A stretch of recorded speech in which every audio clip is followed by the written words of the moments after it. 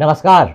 रोज की तरह मैं हाजिर आसनसोल टाइम्स में आपके सामने लेकर आए हैं आसनसोल और आसपास के क्षेत्रों की कुछ महत्वपूर्ण खबरें। खबरों की तरफ बढ़ेंगे लेकिन उससे पहले Sameer Automobiles authorised Honda two wheeler dealership. यहाँ हर खरीदारी पर ग्राहकों को मिलेगा 5 लीटर पेट्रोल, एक ISI helmet, assured gift on every purchase तथा attractive discount. Terms and conditions applied.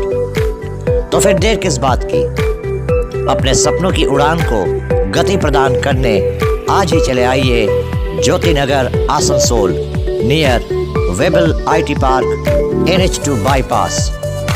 Contact number 7318833013, 86173270062, 7001962185। Sameer Automobiles. Asansol Lok Sabha केंद्र से भारतीय जनता पार्टी के प्रत्याशी सुरेंद्र सिंह अहलुवालिया के समर्थन में चुनाव प्रचार करने आज उत्तर प्रदेश के मुख्यमंत्री योगी आदित्यनाथ रानीगंज विधानसभा क्षेत्र के खांदरा मैदान में चुनावी जनसभा को संबोधित करने पहुंचे। इस मौके पर उनके साथ आसनसोल लोकसभा केंद्र से भारतीय जनता पार्टी प्रत्याशी सुरेंद्र सिंह अहलुवालिया, भारतीय जनता पार्टी के जिला अध्यक्ष बप्पा चटर्जी, वरिष्ठ भाजपा नेता कृष्णेंदु मुखर्जी सहित इस क्षेत्र के तमाम भाजपा नेता कार्यकर्ता उपस्थित थे। योगी आदित्यनाथ ने कहा कि जो बंगाल कभी धार्मिक नवजागरण की भूमि हुआ करता था, जहां पर धर्म का क्षेत्र हो या संस्कृति महापुरुषों ने जन्म लिया है, आज वहां पर ऐसी हालत हो गई है कि अगर कोई जय श्री राम बोलता है तो उस पर झूठा मामला दर्ज कर दिया जाता है। उन्होंने कहा कि बंगाल की धरती पर जन्म लेने वाले कृत्तिवास ओझा ने बांग्ला में रामायण की रचना की थी, लेकिन आज बंगाल में रामनवमी के जुलूस पर पत्थरबाजी की जाती है और ऐसे दंगाइयों को राज्य सरकार का संरक्षण मिलता है।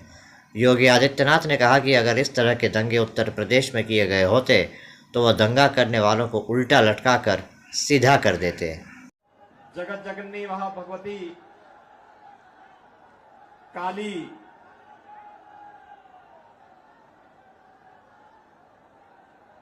के धाम घाघर बूढ़ी मंदिर को नमन करते हुए असंख्य क्रांतिकारियों को देने वाली इस आसनसोल कि आप सभी राष्ट्रवादी जनता जनार्दन का मैं हृदय से अभिनंदन करता हूं। मंच पर उपस्थित भारतीय जनता पार्टी के आसनसोल पार्लियामेंट्री कॉन्स्टिट्यूंसी से प्रत्याशी पूर्व केंद्रीय मंत्री सम्मान्य श्री SS अहलुवालिया जी, जिलाध्यक्ष भारतीय जनता पार्टी से बप्पा चटर्जी जी, माननीय विधायक डॉक्टर अजय पोद्दार जी, श्री कृष्णेंदु मुखर्जी जी, जितेंद्र तिवारी जी, तापस राय जी, डॉक्टर बिजन मुखर्जी जी, शेरजीत राय जी, भारतीय जनता पार्टी के सभी पदाधिकारीगण, आसनसोल की इस प्रतिष्ठित पार्लियामेंट्री कॉन्स्टिट्यूंसी से जुड़े हुए सभी उपस्थित मेरे बहनों और भाइयों, आज मैं प्रभु श्री राम की पावन धरा अयोध्या की भूमि से जगत जननी मां भगवती दुर्गा की इस पावन धरा को नमन करने के लिए और बंगाल के अपने भाइयों से अपील करने के लिए, विशेष अपील करने के लिए मैं यहां पर आया हूं। बहन और भाइयों, बंगाल की परंपरा पर हर भारतवासी गौरव की अनुभूति करता है। लेकिन आज की जो परिस्थितियां बंगाल की हैं, हर भारतवासी उससे चिंतित भी है।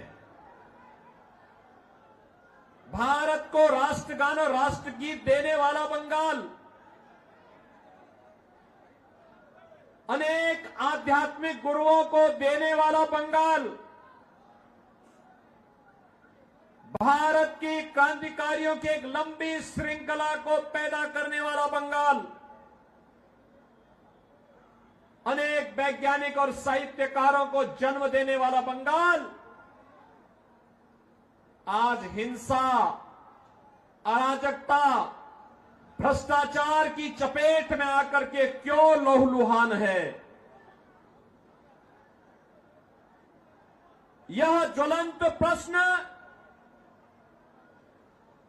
जब देश की सर्वोच्च पंचायत के लिए हम चुनाव कर रहे हैं,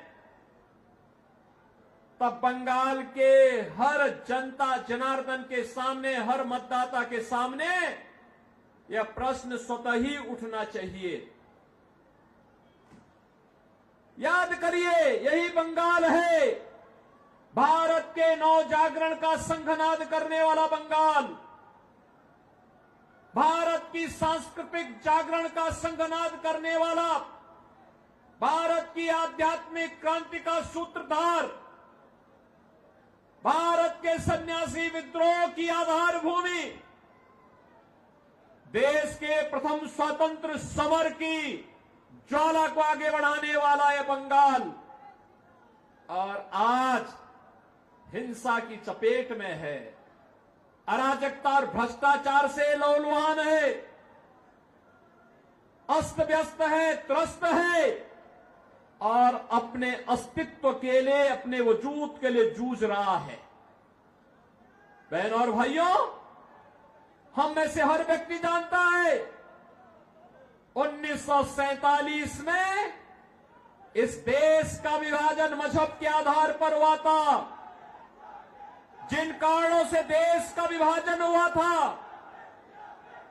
उन कारणों को फिर से बंगाल के अंदर कांग्रेस और टीएमसी के लोग मिलकर के पैदा करने का कुत्सित प्रयास कर रहे हैं। अभी मैं वीरभूमि से आया हूं। इससे पहले मैं बहरामपुर और मुर्शिदाबाद में था।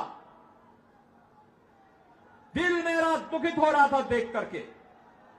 वीरभूमि में 7 असेंबली कॉन्स्टिट्यूंसी में से 3 ऐसी हैं जिसका पूरा डेमोग्राफी बदल गया है। वहां पर रामनवमी के जुलूसों पर हमले होते हैं। बहनों और भाइयों, ये बंगाल है। 15वीं सदी में बंगला रामायण लिखा गया था। और यही नहीं, जब अयोध्या में राम जन्मभूमि के लिए आंदोलन चल रहा था, इसी बंगाल से गए हुए कुठारी बंदों ने अपने आप को बलिदान किया था राम जन्मभूमि मुक्ति के लिए। गुलामी के ढांचे को हटाने के लिए अपने आप को बलिदान किया था। आज भी कुठारी बंदों का अयोध्या में स्मारक लगातार राम जन्मभूमि के लिए हुए आंदोलनों की ओर हम सबका ध्यान आकर्षित करता है। लेकिन आज इसी बंगाल में जिस बंगाल ने कभी स्वामी विवेकानंद ने वैश्विक मंच पर कहा था, गर्व से कहो हम हिंदू हैं, आज उस बंगाल में जय श्री राम बोलने पर प्रतिबंध लगाया जाता है। आज उसी बंगाल में जिस बंगाल ने कभी बांग्ला रामायण लिखा था, आज जय श्री राम बोलने पर उस पर गोली चला दी जाती है, शोभा यात्राओं पर हमले कर दिए जाते हैं, सरकार के द्वारा झूठे मुकदमे दर्ज कर दिए जाते हैं और उपद्रवियों के सामने पूरी की पूरी टीएमसी सरकार मौन बनी हुई है। बहनों और भाइयों, जिस बंगाल ने मातृभूमि के प्रति हमारा सम्मान का भाव क्या होना चाहिए, क्या होना चाहिए? ममतामयी मां महाकाली की उपासना जगत जननी मां भगवती के रूप में कैसे होना चाहिए? पूरे देश को सिखाने वाला सभ्यता, संस्कृति, कला और संस्कारों की बंगाल की भूमि में आज संदेश खाली की घटना होती है। अपराधी को टीएमसी सरकार बचाने का काम करती है और अपराधियों के साथ जो ममता दीदी की यहां की जनता को मिलना चाहिए था, वह ममता अपराधियों को दी जा रही है। और इसलिए बहनों और भाइयों, मैं आपसे अपील करने के लिए आया हूं, ये नए भारत का, एक नए भारत को बनाने का चुनाव है। अच्छे और अनुभवी लोग, जुझारू लोग देश की संसद में जाएं, देश को प्रतिनिधित्व दे सके, मोदी जी के नेतृत्व में कार्य कर सके, सम विषम परिस्थितियों में आपके हितों के लिए कार्य करने वाला व्यक्ति होना चाहिए। इस दृष्टि से आज पूरे देश के अंदर एक ही स्वर में लोग बोल रहे हैं, उत्तर, दक्षिण, पूरब, पश्चिम। अब तक 2 चरणों के चुनाव संपन्न हो गए हैं बहनों और भाइयों। मुझे देश के अंदर अनेक राज्यों में जाने का अवसर प्राप्त हुआ है। अकेले उत्तर प्रदेश में ही 80 लोकसभा सीटों पे चुनाव चल रहे हैं। 2 चरणों के चुनाव संपन्न हो गए हैं। महाराष्ट्र में मैं गया था, राजस्थान में मुझे जाने का अवसर मिला, छत्तीसगढ़ में गया, उत्तराखंड में गया, जम्मू कश्मीर में गया, जहां बिहार में मैं गया, जहां भी जाता हूं एक ही स्वर गूंजता है और वह स्वर है कि फिर एक बार मोदी सरकार का। बहनों और भाइयों, मोदी सरकार, ये जो स्वर है ये अचानक नहीं है। इसके लिए मोदी जी ने 10 वर्ष के अंदर जो कार्य करके दिखाया, उसके प्रति जनता जनार्दन का आशीर्वाद प्राप्त हो रहा है। जनता जनार्दन का यह आशीर्वाद इसके कारण हो रहा है। यह आशीर्वाद इसलिए क्योंकि 10 वर्ष में मोदी जी ने वह कार्य करके दिखा दिया जो कांग्रेस 65 वर्षों में नहीं कर पाई, और जो कार्य बंगाल के अंदर 15 वर्ष में दीदी नहीं कर पाई, उत्तर प्रदेश में मात्र 5 वर्ष में हम लोगों ने करके दिखा दिया। बहनों और भाइयों, 10 वर्ष में मोदी जी ने 80 करोड़ लोगों को फ्री में राशन की सुविधा का लाभ दे रहे हैं। 60 करोड़ लोगों को देश के अंदर 5 लाख रुपए की स्वास्थ्य बीमा का कवर मिल रहा है। बंगाल के अंदर दीदी जबरदस्ती लागू नहीं होने देती। 50 करोड़ गरीबों के जनधन अकाउंट खुल गए। जो कांग्रेस के लोग पहले सेंधमारी करते थे आपकी सहायता पर, अब मोदी जी ने व्यवस्था कर दी कि जनधन अकाउंट में सीधे पैसा भेजेंगे, डीबीटी के माध्यम से भेजेंगे, बीच की कमीशन खोरी बंद। 12 करोड़ किसानों को प्रधानमंत्री किसान सम्मान निधि का लाभ मिल रहा है। 12 करोड़ गरीबों के घर में शौचालय बन गए। 10 करोड़ गरीबों को जनधन के अकाउंट खुल गए। 4 करोड़ गरीबों को देश के अंदर प्रधानमंत्री आवास योजना का लाभ मिला। और अकेले उत्तर प्रदेश में हम लोगों ने 57 लाख गरीबों के एक आवास बना दिए। लेकिन यहां पे बंगाल के अंदर तृणमूल कांग्रेस की सरकार ने मकान बनने ही नहीं दे। 2.5 करोड़ लोगों के घर में बिजली पहुंच गई। हर घर नल की योजना बन रही है। Highway, railway, metro, bullet train, airport, IIT, IIM, IIIT, NIT, world class university, ये पहली बार देखने को मिल रहे हैं। लेकिन हमें अफसोस है, टीएमसी की सरकार आसनसोल की जनता को पानी के लिए ही तरसा देती है। मोदी जी हर घर नल की योजना लागू करना चाहते हैं, लेकिन ये पानी नहीं देना चाहते। और इसलिए बहनों और भाइयों, हम सब आपके पास आए हैं। 5 वर्ष में यहां पे मैं देख रहा था, इस सज्जन भगवान राम की फोटो लेकर के खड़े हैं। थोड़ा उधर भी दिखा दीजिए, पब्लिक को भी दिखा दीजिए। देखो, अब देखो, यहां पे रामनवमी की शोभा यात्रा नहीं निकल रही है। उत्तर प्रदेश के अंदर उत्तर प्रदेश के अंदर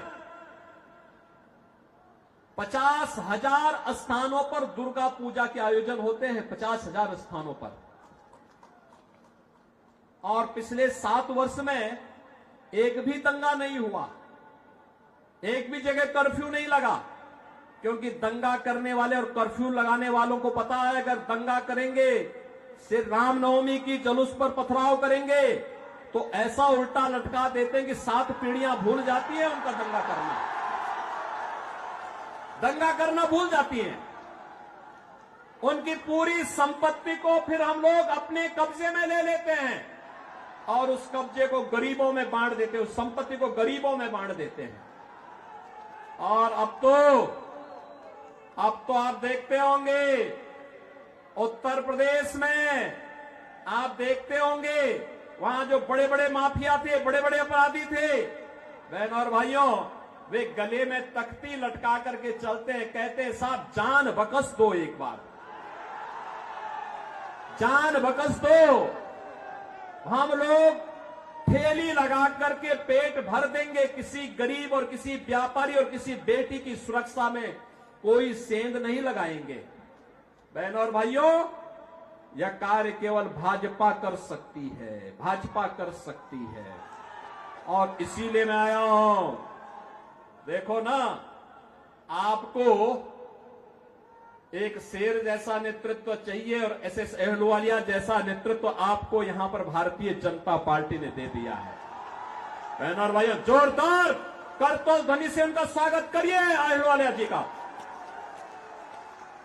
बहनों और भाइयों, मैं इसलिए आया हूं यहां पे क्योंकि अहलुवालिया जी आज से नहीं है नेता। हम लोगों ने जब संसद में जाना प्रारंभ किया था, सार्वजनिक जीवन में हम लोग आए थे, तब भी वह देश के नेता थे और संसद में भी हम साथ साथ रहे। केंद्रीय मंत्री के रूप में भी आपने काम किया, भाजपा के प्रवक्ता के साथ साथ विभिन्न दायित्वों का निर्वहन किया। और आज आसनसोल का सौभाग्य है कि भारत माता का एक ऐसा सपूत आज आपके बीच में, जो इसी माटी का सपूत है, जिन्होंने इसी आसनसोल में जन्म लेकर के यहां के विकास के बारे में, भारत के विकास के बारे में, भारत को दुनिया की बड़ी ताकत बनाने के लिए और मोदी जी के आत्मनिर्भर और विकसित भारत की संकल्पना को पूरा करने के लिए जिनमें जज्बा है कार्य करने का, शेर जैसा दिल है, जूझने की एक प्रवृत्ति है, ऐसे अहलुवालिया जी को भारतीय जनता पार्टी ने, मोदी जी ने अपना प्रतिनिधि बना करके आसनसोल में भेजा है। और इसलिए बहनों भाइयों, मैं आपको कहने के लिए आया हूं, सुरक्षा आपकी है, बंगाल भी आपका है, भारत भी आपका है और वोट भी आपका है। और इसलिए निर्णय भी आप ही को करना है। और आपका निर्णय अगर भाजपा के पक्ष में आता है तो सुरक्षित और समृद्ध बंगाल बनेगा, सुरक्षित और समृद्ध आसनसोल बनेगा। बहनों और भाइयों, तनिक भी भूल आतंकवाद के उस दौर को ला देगा, नक्सलवाद के उस दौर को ला देगा जहां विस्फोट होते थे, अराजकता फैलती थी, गुंडागर्दी का वह दौर जो भारत ने झेला है। बहनों और भाइयों, बंगाल को भी चाहिए यूपी जैसा मॉडल, चाहिए ना, चाहिए ना। देखो ना, पहले लोग कहते थे, जब कोठारी बंधु बलिदान हुए थे तब नारा लगता था, अंतिम समय में भी उन्होंने एक नारा लगाया था कि रामलला हम आएंगे, यही नारा लगता था ना।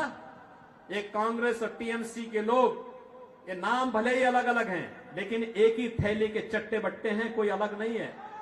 लूट में, अराजकता में, भ्रष्टाचार में, ये तीनों, कांग्रेस, टीएमसी और कम्युनिस्ट, ये तीनों एक ही है। नाम भले ही अलग अलग होगा क्योंकि लूट का तीनों का तरीका अलग अलग है, लेकिन तीनों एक हैं।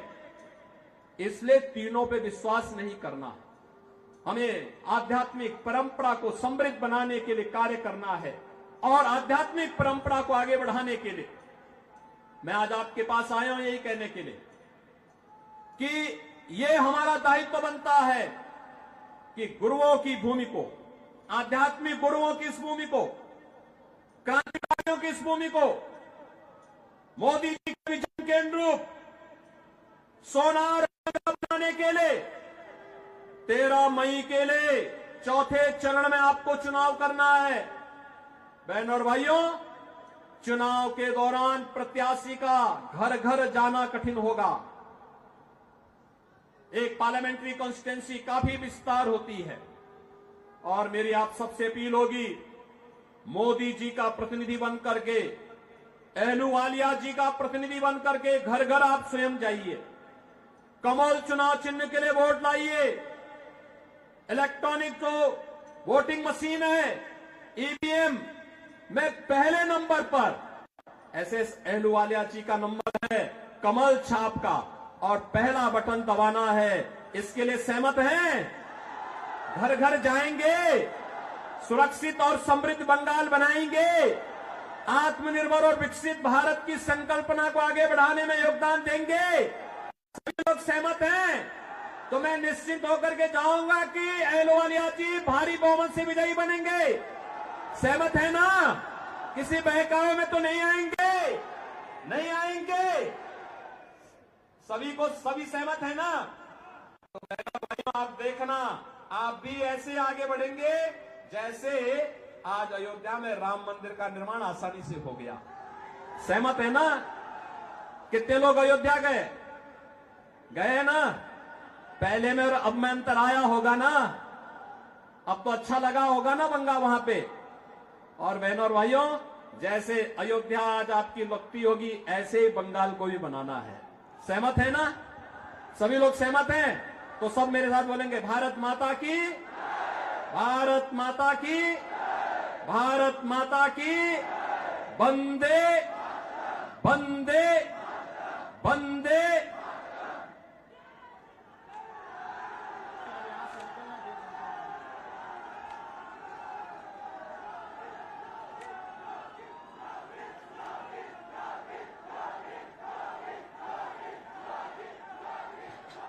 आज आसनसोल नगर निगम के बाहर लगे प्यायू में ठंडा पानी लेने को लेकर हुए विवाद में कुछ युवकों पर आरोप लग रहा है कि उन्होंने एक सिख युवक के साथ मारपीट की और उसकी पगड़ी खोल दी। घटना के बारे में जानकारी देते हुए आसनसोल गुरुद्वारा प्रबंधक कमेटी के अध्यक्ष अमरजीत सिंह भरारा ने बताया कि आज एक सिख टोटो चालक गर्मी से बचने के लिए आसनसोल नगर निगम के बाहर लगे ठंडे पानी की मशीन से पानी लेने गया था। तब वहां पर कुछ ऑटो चालकों के साथ उसकी बहस हुई। अचानक 4 से 5 युवाओं ने उसके साथ मारपीट शुरू कर दी और पीछे से हाथ मारकर उसकी पगड़ी खोल दी। अमरजीत सिंह भरारा ने कहा कि जैसे ही घटना की जानकारी पुलिस प्रशासन को हुई, आसनसोल साउथ थाने की पुलिस ने तुरंत कार्रवाई करते हुए कुछ युवाओं को हिरासत में ले लिया। उन्होंने कहा कि प्रशासन की इस तत्परता से वो खुश हैं। हालांकि उन्होंने इस मामले को ज़्यादा तूल देने से इनकार किया। उन्होंने कहा कि ये एक घटना है, वैसे यहाँ पर सब कोई मिलजुल कर रहता है और इसमें कोई ख़तरे की बात नहीं है।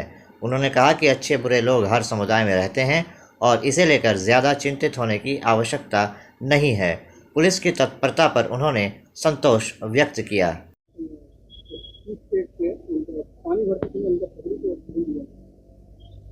देखिए, हम अभी थोड़ी देर पहले हमको नॉलेज में आया है तो हम इसीलिए थाना आए हैं। आप लोग भी यहीं थे। एक सदात लड़का था सिख, जो उसका टोटो चलाता है, वो गर्मी में पानी लेने कॉरपोरेशन गया था। कॉरपोरेशन में ठंडा पानी मिलता है, शायद मशीन लगा हुआ हो। वहाँ जो पानी वानी लेने गया तो वहाँ पानी लेने के दौरान उसके किसी ऑटो चालक से बहस हो गई। अब क्यों हुई पानी लेते हुए ये समझ में नहीं आया। ये तो पानी लेने गया था। उन्होंने इसको 4-5 आदमियों ने मिल के शायद इसको मारा और पीछे से हाथ मार के इसकी पगड़ी खोल दी।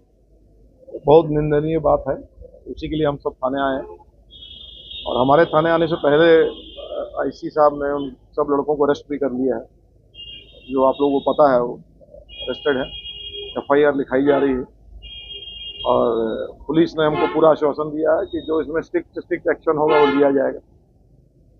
और हम लोग इसी आश्वासन से अब वापस जा रहे हैं कि हम लोग नहीं चाहते कि आपस में कोई भी इस चीज़ का कोई दूसरा गलत कोई रूप लिया जाए या ऐसा कुछ हो। लेकिन मैं आसनसोल गुरुद्वारे का सेवादार होने के नाते इस चीज़ को बहुत कंडेम करता हूँ कि किसी भी दूसरे धर्म के आदमी को किसी सिख की पगड़ी पे पानी पीने के मामले पे हाथ डालना मैंने बहुत अजीब लग रहा सुन के, तो ठीक नहीं लग रहा। बाकी ये जरूर है कि प्रशासन की तरफ से एक्शन बहुत जल्दी लिया गया है, हम लोग उसी में सेटिस्फाइड हैं। और जो सेक्शंस लगेंगे, मुझे तो लीगल एंगल नहीं पता इसका, जो जो सेक्शन लगेंगे वो लगाएंगे। इससे पहले भी देखा गया था कि एक सिख आईपीएस को अभद्र भाषा व्यवहार किया गया था, दूसरी बार यहाँ भी पगड़ी पर हाथ दिया जा रहा है। तो क्या ऐसा लग रहा है कि सिख कम्युनिटी के साथ कुछ व्यवहार की भावना उत्पन्न हुई है? देखिए, हर कम्युनिटी में लोग ऐसे हैं जो कि गलत और घटिया हरकत करते हैं। आप जिस मर्जी कम्युनिटी का नाम ले लीजिए, कईयों की हरकतें ऐसी होती हैं जो कि उस कम्युनिटी को बदनाम कर देती हैं। इस केस में भी वही हुआ है। तो एमडी सलाउद्दीन है ना, क्या नाम मुझे नहीं पता लड़के का जो अरेस्ट हुआ है, वो यही शायद बता रहे हैं मुझे, ना सलाउद्दीन नाम है शायद उनका। तो ये हर समाज में कोई ना कोई ऐसे आदमी होते हैं जो खुद अपने ही समाज को बदनाम कर देते हैं। तो हम लोग किसी समाज के अगेंस्ट ना हमारा कभी पहले बोलना था, क्योंकि हम लोग खुद इन सब चीज़ों में नहीं उतना करते हैं। लेकिन खराब दुख खाली ये लगा कि एक अकेले लड़के को एक पूरा यूनियन आके घेर के उसको अटैक करे, तो थोड़ा माने गलत चीज़ नहीं होना चाहिए। सिख कम्युनिटी इस तरह के हरकतों से क्या आप सुरक्षित महसूस कर रही है? नहीं, ऐसा कुछ नहीं है। देखिए, ये जेन्युइनली अगर कोई बात करे तो ये एक वन ऑफ केस है। ऐसा हम लोगों के यहाँ कभी पहले नहीं हुआ। ये किसी लड़के की बेवकूफ़ी की वजह से या नासमझी की वजह से या घटिया हरकत की वजह से इतना भी नासमझ नहीं होगा जो अपने साथ 10 लड़कों को ला के एक अकेले लड़के को मारता है। नासमझ तो नहीं हो सकता। तो गलत चीज़ है। मुझे लगता है कि जिस समाज से वो आते हैं उस समाज के लोगों को भी चेष्टा करनी चाहिए कि ऐसी चीज़ें ना हो।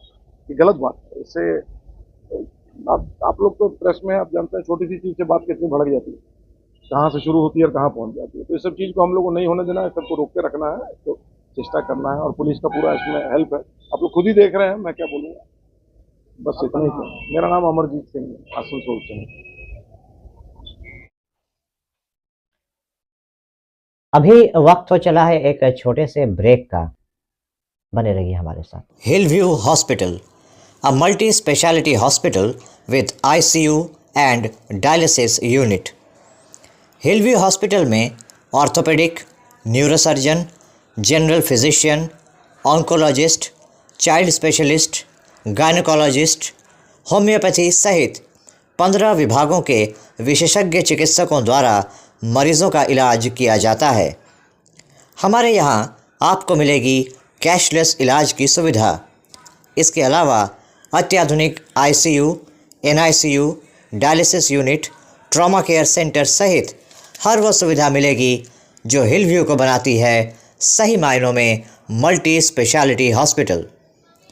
हमारे यहाँ स्वास्थ्य साथी कार्ड पर भी इलाज उपलब्ध है। हिलव्यू हॉस्पिटल, हमारा पता SB Gorai road near Asansol court, Shripally Kalibari, Indian Oil petrol pump के विपरीत। Mobile number 9046007833, 9046007834। आने वाले त्योहारों के मौसम को और भी खूबसूरत बनाने के लिए हमजा फैशन और हमजा कलेक्शन आसनसोल के लोगों के लिए लेकर आए हैं कई नए कलेक्शन। जी हाँ, अपने व्यक्तित्व को 4 चांद लगाने और लेटेस्ट फैशन के परिधानों के लिए आपको आना ही होगा हमजा फैशन और हमजा कलेक्शन। यहाँ आपको मिलेगा लेटेस्ट फैशन और पारंपरिक परिधानों का ऐसा कलेक्शन जो आपको और कहीं नहीं मिलेगा, वो भी बिल्कुल आपके बजट में। हमजा फैशन और हमजा कलेक्शन में हम लेकर आए हैं lehenga, kurti, sharara, crop top, sari, suit piece तथा नकाब भी। पुरुषों के लिए भी हमजा फैशन और हमजा कलेक्शन में हैं शूटिंग और शर्टिंग के कपड़े। हमजा फैशन और हमजा कलेक्शन में ख़रीदारी करने पर ग्राहकों को मिलेंगे आकर्षणीय उपहार भी। तो आज ही चले आइए हमजा फैशन और Hamza collection, GT road opposite Asansol head post office. Contact number 7602284999। Hamza fashion में मेंस कलेक्शन, जहां आपको पुरुषों के परिधानों के लेटेस्ट कलेक्शन की विशाल रेंज मिलेगी। वन स्टॉप सॉल्यूशन आपके लिए लेकर आया है आपके शहर आसनसोल में Joy E bike, solution for pollution. Joy E bike now get iconic brand with modern power for greener tomorrow। Joy E bike की हर खरीदारी पर पाइए 5,000 रुपए के गिफ्ट वाउचर। जॉय ई बाइक में पाइए एक बार चार्जिंग पर 130 किलोमीटर की माइलेज, बैटरी पर 3 साल तथा मोटर पर 1 साल की गारंटी, गवर्नमेंट RTO रजिस्टर्ड। इसके अलावा और भी तमाम ऐसे मॉडर्न फीचर्स जो जॉय ई बाइक को बनाते हैं भारत की जॉय। तो फिर देर किस बात की, book now.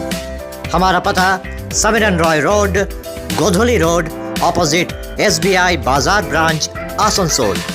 Mobile number 7001367426 and 0341355614।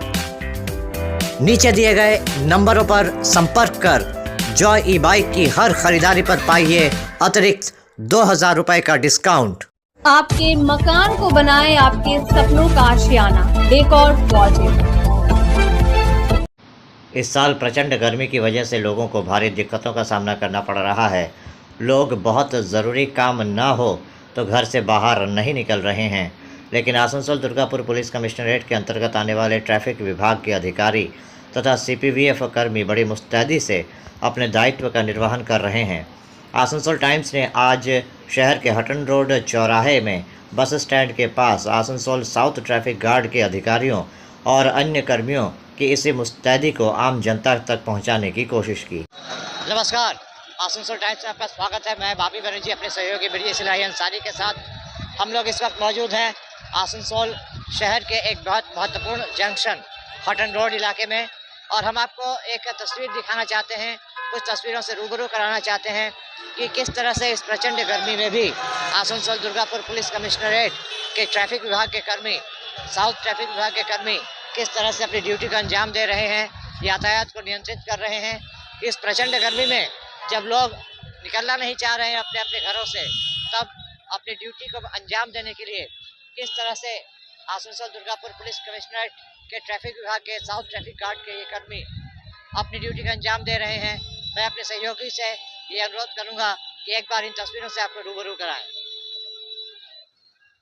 जैसा कि आप देख सकते हैं कि किस तरह से आसनसोल दुर्गापुर पुलिस कमिश्नरेट के ट्रैफिक विभाग के कर्मी अपनी ड्यूटी का अंजाम दे रहे हैं। हटन रोड मोड़ जैसे एक महत्वपूर्ण जंक्शन पर यातायात को नियंत्रित कर रहे हैं ताकि राहगीरों को कोई असुविधा ना हो।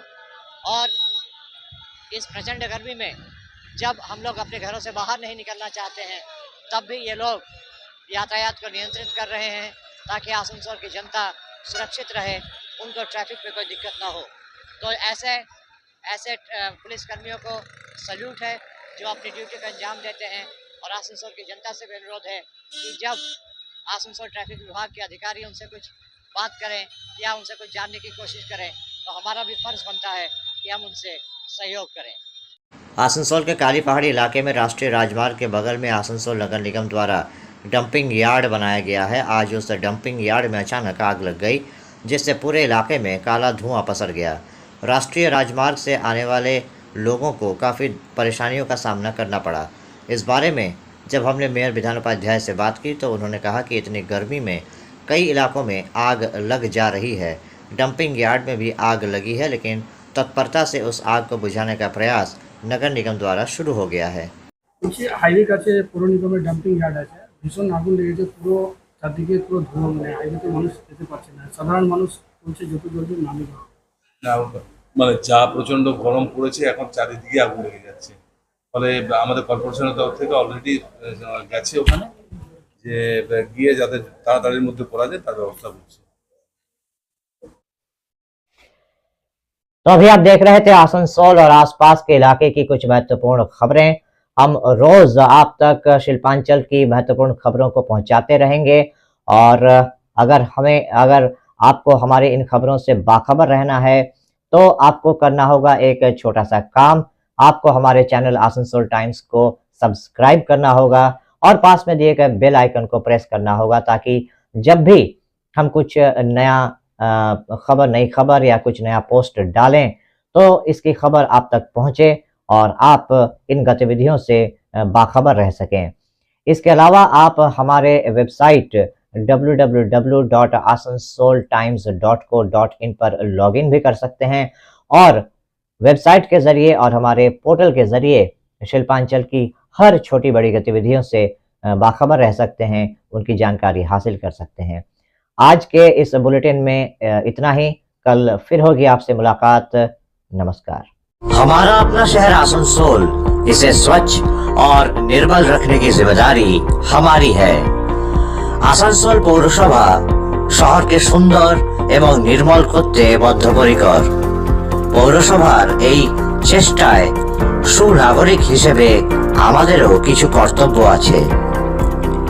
यहाँ वहाँ प्लास्टिक फेंकना और थूकना, गंदगी फैलाना, ऐसी कुछ आदतें हैं जिनका त्याग करना हमारे साथ साथ हमारे शहर के स्वास्थ्य के लिए भी बेहद जरूरी है। তাই আসুন আমরা প্রতিজ্ঞা নিই, যেখানে সেখানে আবর্জনা ফেলবো না, ধূম্রপান ত্যাগ করব, শহরকে দূষণ মুক্ত করতে গাছ लगाबो और अपने शहर आसनसोल को बनाएंगे स्वच्छ, सुंदर और निर्मल। आसनसोल नगर निगम द्वारा जनहित में जारी।